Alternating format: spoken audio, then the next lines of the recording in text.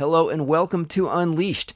I'm your host, Will Bachman. If you go to umbrex.com/unleashed, you can read the full transcript of this episode, see the show notes, and sign up for a email I'll send you when I publish every new episode so you can read the quick show notes and decide which ones you want to listen to. Now, I am so excited today to be talking with Dr. Michelle Drapkin. She is the author of The Motivational Interviewing Path to Personal Change, the Essential Workbook for Creating the Life You Want.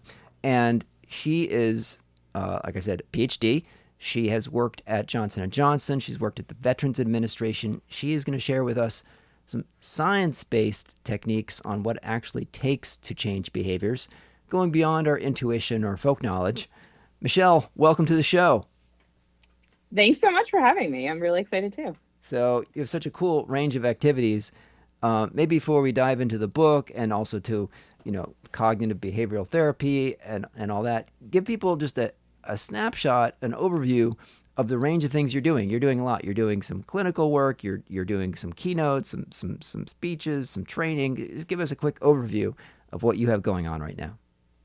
Yes, I like to keep busy and I like to keep busy doing different things. And so I'm a board certified clinical psychologist, which means I'm licensed to practice in a few different states and across the country. And I also own and run a practice that is based in New Jersey. So we see patients here and in New York.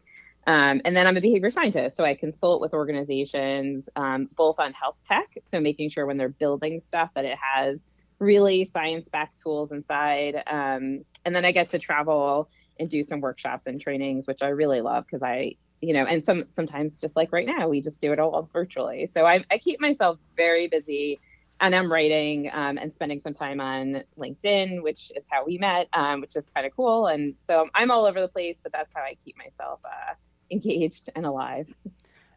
And for lay listeners, most of us are independent management consultants. Tell us a bit, just center us on your area of within psychology.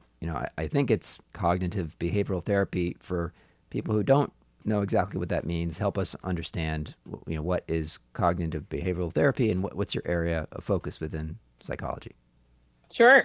Well, and so when your listeners are thinking about this, I would think about not just therapy, but really it's just how do we relate to humans? And so cognitive behavioral therapy, or CBT, I like to think of it as this big umbrella under which are a variety of different evidence-based tools and practices that can help us manage ourselves or even work with our teams. And so some of that is something like acceptance and commitment therapy, where we work on really mindfulness and awareness and values, which we talk a lot about in organizations, right? And then the book really centers on something called motivational interviewing. And motivational interviewing, or MI, as I might refer to it, is really just this common sense approach of really how do we have a conversation with someone, or even engage with ourselves using what we have inside and really leveraging something we call intrinsic motivation, right? So rather than pushing or incentivizing from outside, how do we help people connect with what's really important with them inside to drive the behavior change that's consistent with their values and goals? And for your listeners' context, the values and goals of the organization, right? How do we align those things in a way that works for everybody? And so that's really just the style of communication that's really important. Here's like the cool thing. I think probably everyone who's listening to this has little pops of everything that I talk about in the book. But the idea is, how do you center and do more of that stuff and let go of some of the things that doesn't work, like confrontational, scaring people, yelling at people. Believe it or not, that doesn't work to actually help motivate people. So on that topic, before we get into what does work, I would love to hear some myths or some things that people believe that are not true. Now, there's some things that our intuition might tell us that science might say is actually not the case. And there's some things that psychologists may have believed 2 or even 5 years ago with the whole replication crisis that now have not replicated. What are some things out there that people believe to be true, but some people believe to be true, but they're actually myths, and science has said not so? So I think there's one of these myths that if you just make it clear and you just tell people what to do, that they'll do it, right? And so it's kind of the Nike just do it, which Nike, please don't come after me. But like sometimes you just can't just do it, right? And I think that's one of the biggest myths of like you just can't make it happen by telling someone to just do it. And so if you're a leader and you're sitting with someone and you want to really, they're not doing whatever they're supposed to be doing, you can't just tell them to just do it. And here's actually the other, so there's kind of like a sub myth of that. Now they may and go just do it, but the odds of that being a sustainable behavior change that's actually going to endure are slim. And so the corollary to that, and like remember this show Intervention? I don't know if you've ever seen that, Will, but like it's where you get people in a room and you make an intervention with like their family, and there's always like someone leading the intervention who's oh my gosh, it's great TV, right? Because there's so much drama and there's like, we love you so much, we're so worried about you. And then at the end of the episode, someone like goes off to rehab or some kind of inpatient treatment, or finally cleans their hoarding house or something. But the reality is that unless motivation comes from inside, that doesn't generally endure. It's very rare that actually turns into sustainable behavior change. And so it's very easy, right? It's easier to just tell someone to just do it, but it doesn't actually work in the end. And so something like where you sit with them and you're really connecting with them is a more sustainable approach. So I'm going to be curious as we go through this to compare what you'll be telling us with what I was taught 20 years ago at McKinsey, the McKinsey change model, which is 4-part model, which is number one, if you want people to change their behavior, they need to first have understanding and commitment. So they need to understand the new behavior and be committed to it. That's number one. But that's not all. There's number two, which is they have to have the skills to do it. So you can't just, if someone understands it, but they don't have the skills, and that they're not going to work. So you have to make sure people have the skills to do it. Number three, they have to see their leaders modeling that new behavior. So, if the leaders aren't doing it, then, the subordinates won't. And number four, there has to be some kind of accountability, tracking, measurement, some sort of system to actually follow up and make sure people are doing it. So those four things, according to McKinsey, the McKinsey change model, are what it takes to change behavior. Any reaction to that? Is that incomplete, or would you largely agree with that? Did McKinsey get it mostly right? McKinsey, don't come after me, but I think motivation is missing there, right? So I talk about this a little bit in the book, because one of the behaviors. So let me tell you about the COM-B model, which is another model that I go over in the book, right? Of really thinking about your capability, which I think would match up with skills, right? And opportunity would match up with understanding and commitment. So, sorry, let me back up. COM-B is capability plus opportunity plus motivation equals behavior change, right? And so you can see where capability and opportunity show up in your McKinsey model. And I agree with the accountability piece, and I agree with the modeling. But here's the thing. If you're sitting, and I got to imagine, well, you've seen people like this who have the understanding, commitment, they have the skills, maybe even there's people modeling it around them, and there's some accountability, and they still aren't doing it. Right. And actually, let me give you the best example that everyone resonates with, which is flossing. Right. So think about your McKinsey model with flossing. And if dentists and hygienists use that 4-part model to get someone to change, do you think they're still getting people to floss on a regular basis? The part that would be missing with flossing would be the accountability and the measurement. So if someone had a spy cam in my bathroom and was tracking my flossing, and I could see a scorecard of here's how many days Will flossed, and it was like 10 out of 30 or something, or if I was getting like periodic little congratulations, you've done it in 17 days in a row, that would definitely make me more likely. So definitely the accountability mechanism and measurement piece for me is one that's missing with flossing. Well, and that might work for you to motivate you, right? So that's where it kind of goes into the piece of motivation is different for everyone. And there might be, listen, maybe there are accountability mechanisms and it just doesn't it just doesn't work, right? Like I got the new toothbrush for Christmas. That's like the smart toothbrush. I don't know if you've like seen this, right? But remembering I work in health tech, right? So I'm kind of I'm a very critical behavior scientist. And so whenever I get any new app or any new device, I'm always like, it's missing behavior science. And I really want to write Phillips and say, you need me to help you fix this, because there just isn't a lot of behavior science built into the app. But guess what, Will? I've got to use the app for starters, right? And that's actually like one of our biggest challenges, is getting people to change, is they've got to use the intervention or tools that we've built, which is why I really love that McKinsey includes leaders modeling, right? Because I think modeling is a huge piece of it. But the reality is people know how to floss. Like you and I know how to floss. In fact, I could teach you to floss. You could teach me to floss. We could compare notes. But most people aren't flossing as regularly as they're supposed to. And so there's missing this motivational component. And so you think about, and I don't know how that would fit, and maybe you could tell me, in the McKinsey model of, how do you really help people connect with what's important to them and then align it to what's important to the organization, and then really owning if there's a huge misalignment, then maybe it's not the right fit for the organization. Does that make sense? It does, yeah.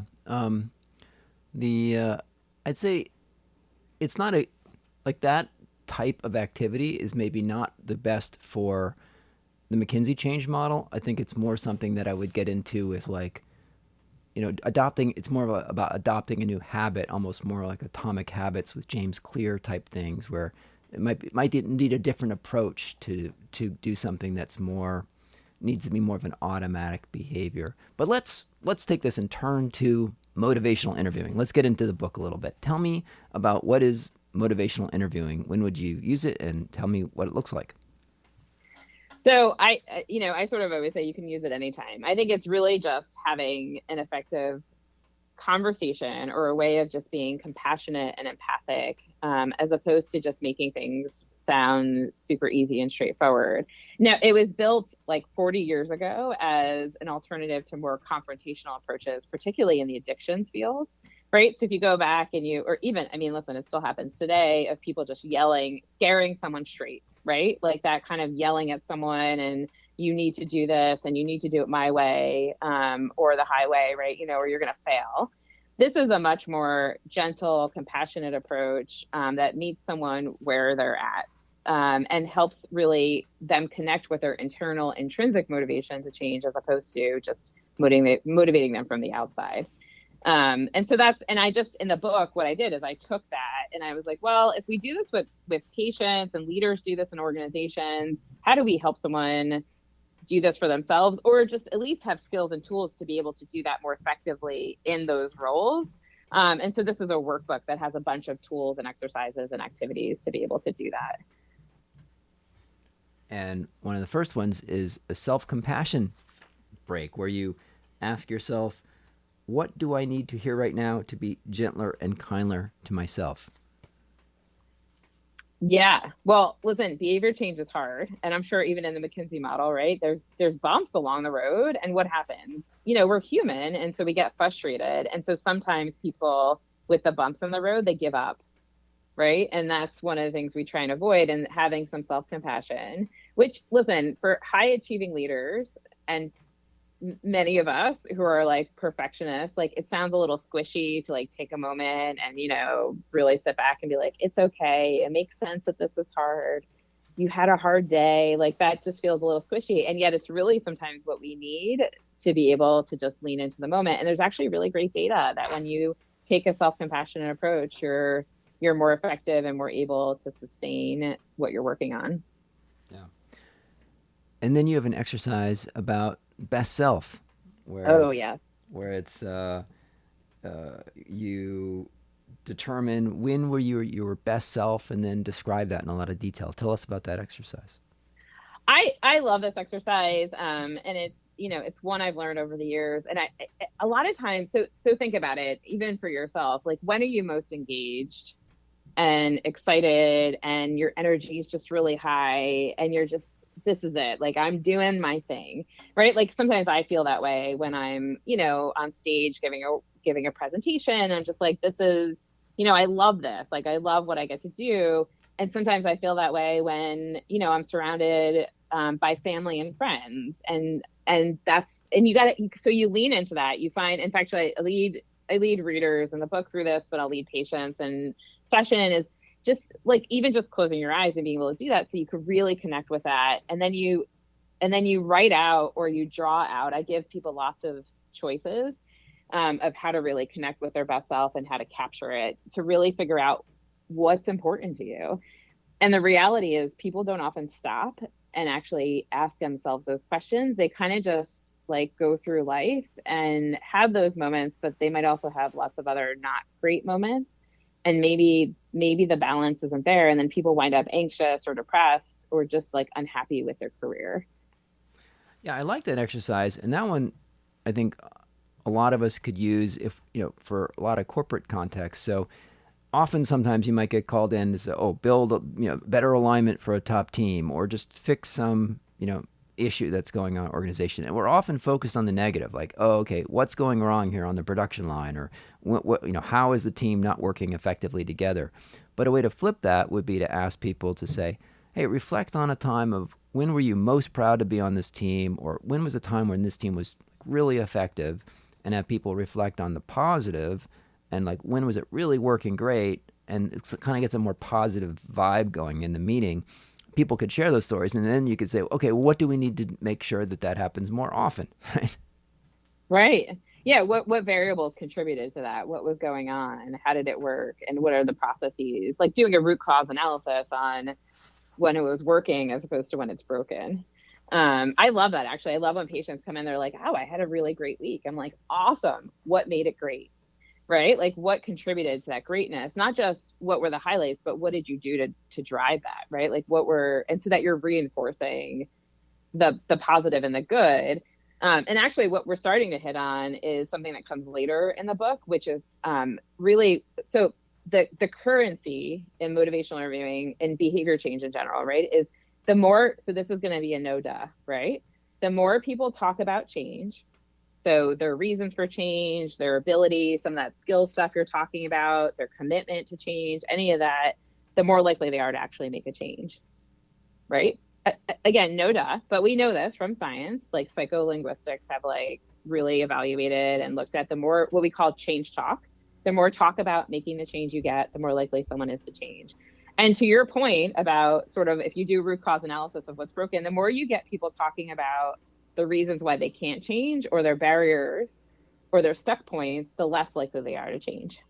Yeah. And so really what motivational interviewing does is structures the interaction and the conversation so that you're drawing more of that change talk out, and you're reinforcing it so that people are more likely to make a change, as opposed to spending a lot of time on the barriers and the obstacles and all that stuff.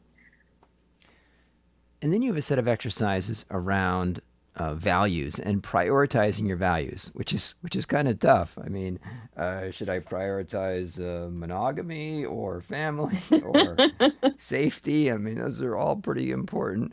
But how do you? So talk about that exercise of going through to identify first, like, what are your values, and then how to prioritize your values. And by the way, there's a link to this exercise. I'll put it in the show notes. It's publicly available, this list of values. It's a helpful list. Talk to us about what you seek to accomplish, and what sort of things happen when people actually prioritize on paper what their values are. Well, and first of all, I love this exercise, and it's a great team development exercise. So if you put people in a room and you give them each a deck of these values cards, and you have them do their own little, even if they're not sharing, there's this shared experience, because what you're experiencing is actually very common. So you have this whole list of values. There's about 80 of them, and we ask you to go through a few different steps. And the first one is to categorize them into like very important, just important, and not at all important.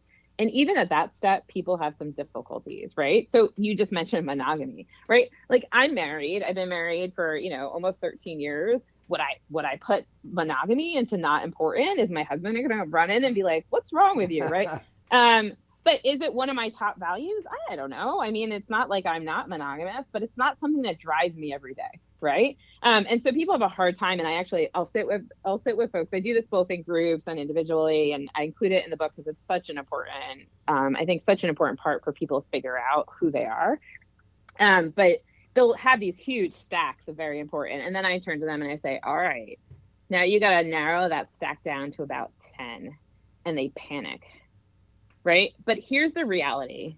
And think about this for organizations too, because I know we've all done like all these analyses, right? And you're like, well, we're a purpose-driven organization, but what does that really mean? And what are our values? And you can't have everything on the table to drive your decisions every day, because you would just get stuck, right? And so really getting them to narrow down to about 10. And then I have them prioritize. And that is where people just lose their mind sometimes, right? It's like, what do you mean I have to prioritize? Just like you said, right? It's like, well, guess what? Life is all about prioritizing competing values. Like, Will, you and I make that decision every day, right? How did I decide that it was meaningful to accept your invitation to be on your podcast, right? Like, my time's important, your time's important, and I had to make, values-based decisions. But for me, a value of really, first of all, autonomy is my top value. So I get to choose whatever the heck I want to do. But it's really important for me to be generative and to contribute and to disseminate information. And so I make this a priority. And, my daughter's at school, but if there would have been competing values with that, I would have had to make decisions about how to manage and navigate that. But it's a really tough exercise. And I do it with almost every patient, because it's really like it is the map to their North Star or North Stars. Someone once called me out that there could be more than one North Star. And I'm like, you know what? Yes, there can be more than one, but you need to know what are those building blocks to your meaning and purpose to be able to drive decisions that you make every day, but also really big decisions about what do you want to do in your career? What do you want to stay at an organization? What do you want to do with that organization? Where do I want to live? Like, there's all of these really big decisions that are values based. And it's rare, though, that people stop and actually evaluate and draw out and map out what are their values, so I usually have people, just like you'll see in the book, take a picture of their values. And I have them do that because I think it's really important to carry those with you and to reference them regularly when you're making decisions about, is this values based, or what can I do that's values based? Yeah, as you're talking about that, is occurring to me, some sort of a forced point allocation as well. I might use, if I'm doing that exercise, where if you have like 100 values, you say, well, okay, you only have 100 points, so each one, they can be 1 point. So they might be all very important, but they're 1 point. And that doesn't feel like much. So, okay, if they narrow it down to 10, and then they can be 10 points, or one can be 50 points, but you only have so much like importance that you can distribute across these different cards. Yep.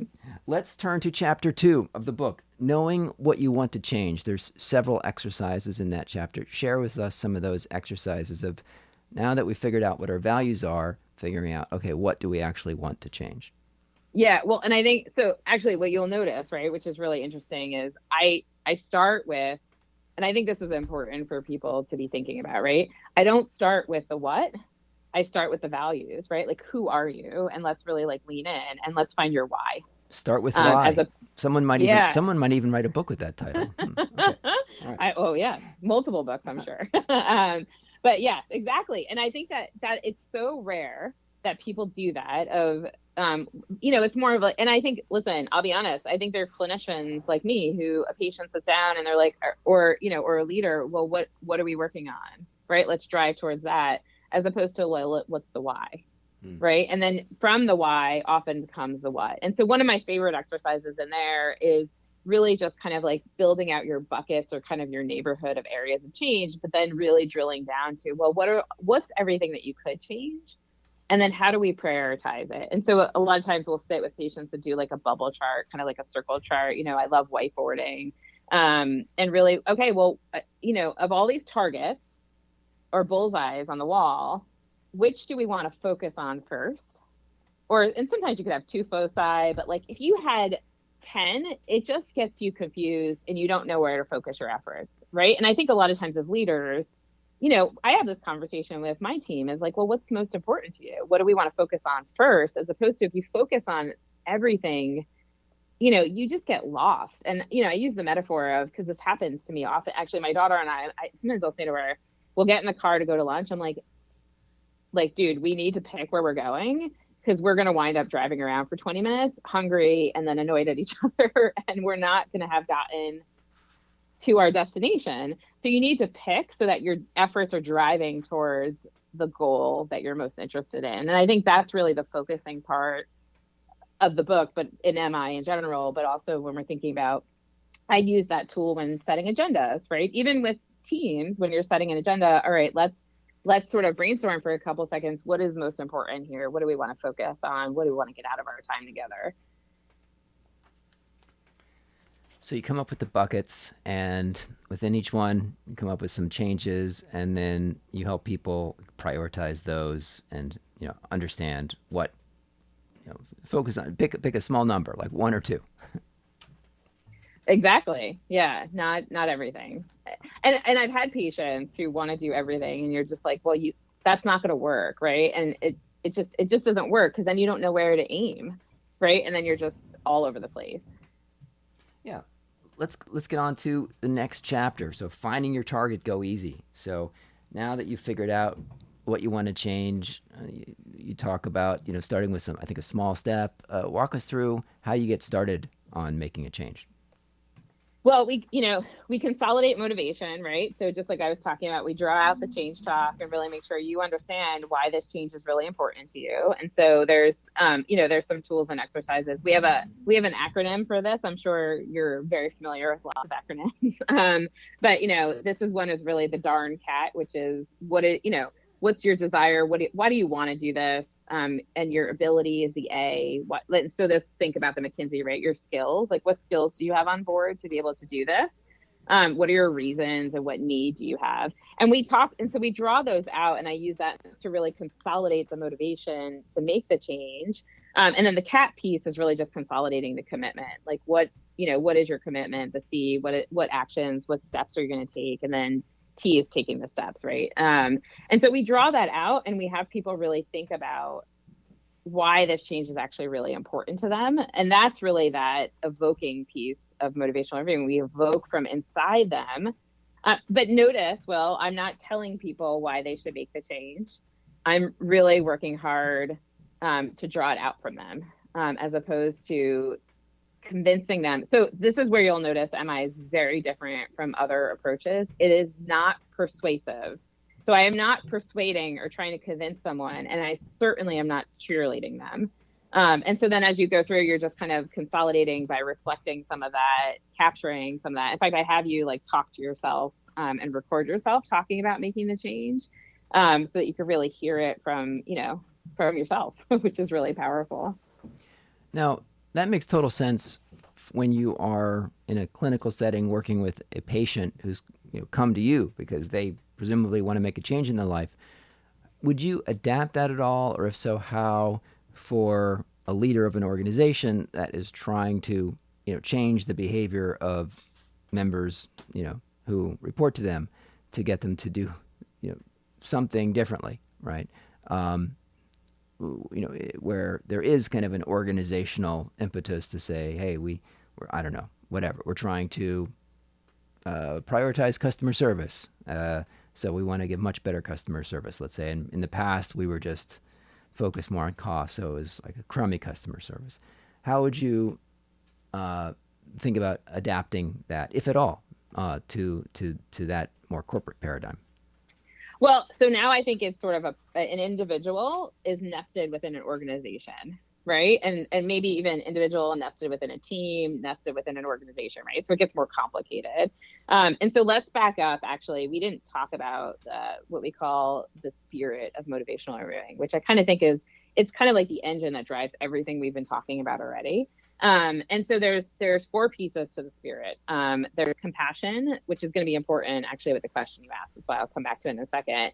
The acceptance of, and essentially the acceptance of someone's autonomy. So that's one of the interesting things in an organizational setting is really having to accept that your team are all autonomous beings. Now they can choose to align themselves with the organization, or they choose to leave. And that's actually where I think leaders can have really powerful conversations with their teams. Is they like, maybe you don't agree with this, then maybe this isn't the right organization for you.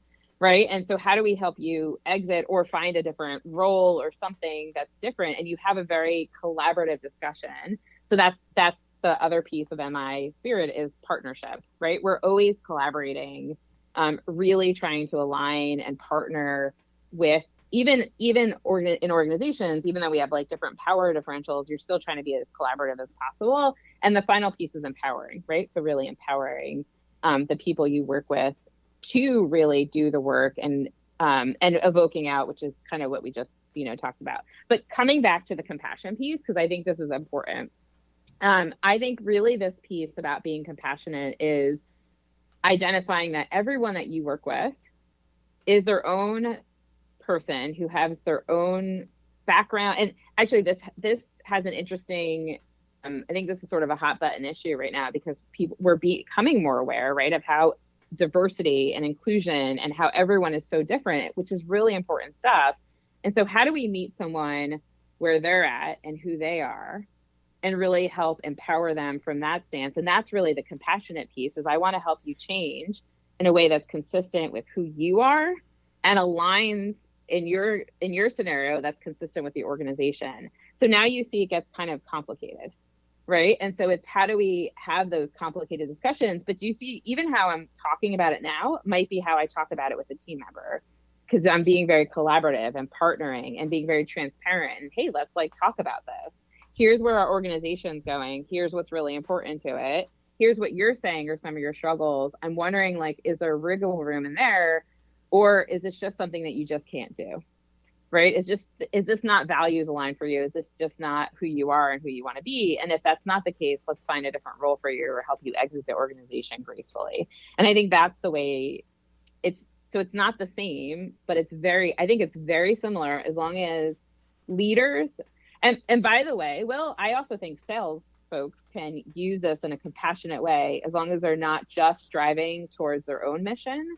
If they're really working and sitting with someone and helping them find what's important to them, and how it aligns to what's meaningful to the organization. And if there's not alignment, you're helping them figure out what the other options are.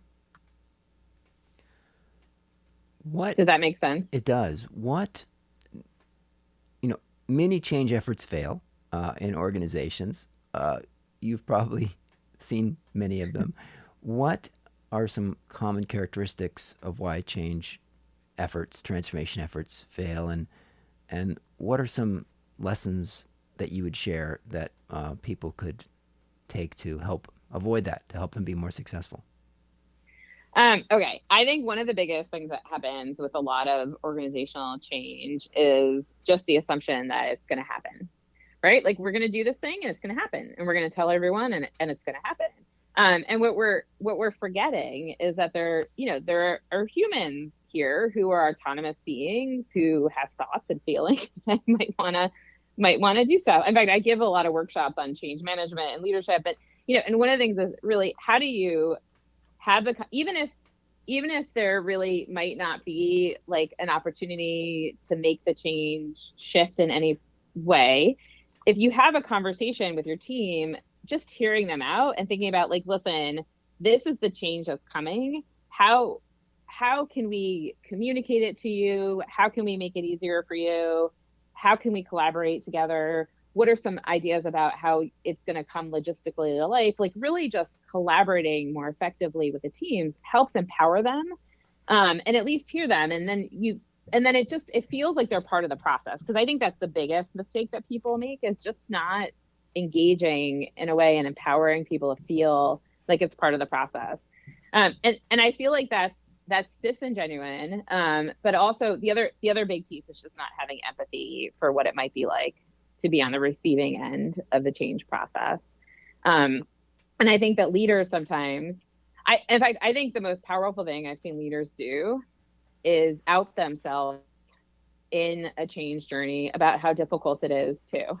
right? And so it's not easy for them, but if they're just standing up in front of everyone, they're like, this is amazing, let's go, come on team, and they're like, really cheerleading, it just feels so invalidating and so disingenuous, and it creates this big gap between you and your team, as opposed to joining with them and like, hey, let's all roll our sleeves up together, let's figure this out, I know this is tough, I know this sucks, let's figure out how to do it together. And you know what, I'm kind of anxious, I'm learning about this, I'm still getting used to this.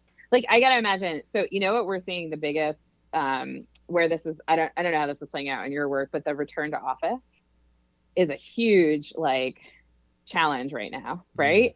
And if you're just like, yeah, come in the office, we do better work, and you just you don't sort of validate like, oh, I know you've spent the last couple of years arranging your life to be at home, and now we really like you to be in the office, and there's not really a great reason that we're, or at least we're not articulating it, or I think that's where people, like organizations, are losing some of their better team members because of that lack of validation and empathy and collaboration. Now, there's one aspect of the book where it's sort of a theme through the book where on several different places you have people reflect on a change that they have gone through. And that's something that organizations could maybe do more regularly. We often maybe we make a successful change, but we just move on. And there's some questions from this last chapter, Stepping into a Changed Life, that, they're targeted at an individual, but I think they could also apply in an organizational setting where maybe you've gone through an initiative, and you could ask questions like, what did you do to make this change happen? What skills did you leverage? What worked to support your change? What didn't work for you? What might you change going forward? Who were the people who supported your change? And what did you learn from this change experience? Where we could do some kind of after action report to reflect on it, to help cement those skills for the next time, where people reflect and, wow, yeah, I really did that. It was complicated and challenging, but here's what we learned going through it. Your reaction to that, of applying to that to an organizational setting? I think absolutely. I think people forget how capable and effective they are, and they forget about the strengths in their teams at times. And so they just, it's kind of like, we've heard this all the time. It's reinventing the wheel over and over again.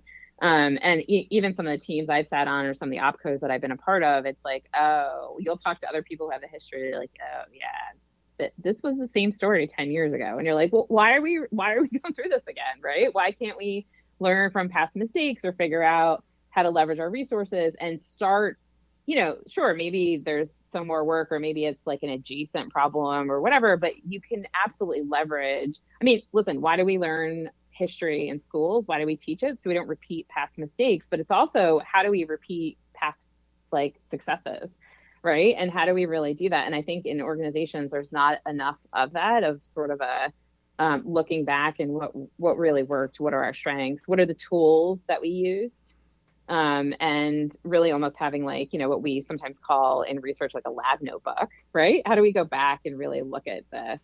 And I think that absolutely can play out in organizations, and really just thinking about, all right, well, let's just take a second and figure out what are our strengths, and what can we do to really move this forward, and where do we start? Michelle, for listeners who would like to follow up with you or find more about your practice, where would you point them online? You can go, I'm pretty easy to find a bunch of different places, but drdrapkin.com is probably the easiest. I'm also on LinkedIn. Would love to more followers. I have a newsletter there, Better Access to Better Care. I'm really passionate about disseminating more evidence-based tools to the world. And so those are some of the great places. And so just Google me, find me. It's pretty easy. Michelle Drapkin. Thanks so much for having me. This was fun. Thank you. And we will include those links in the show notes, along with a link to your latest book. Michelle, it's been so great speaking with you. Thank you so much for joining today. Thank you for having me.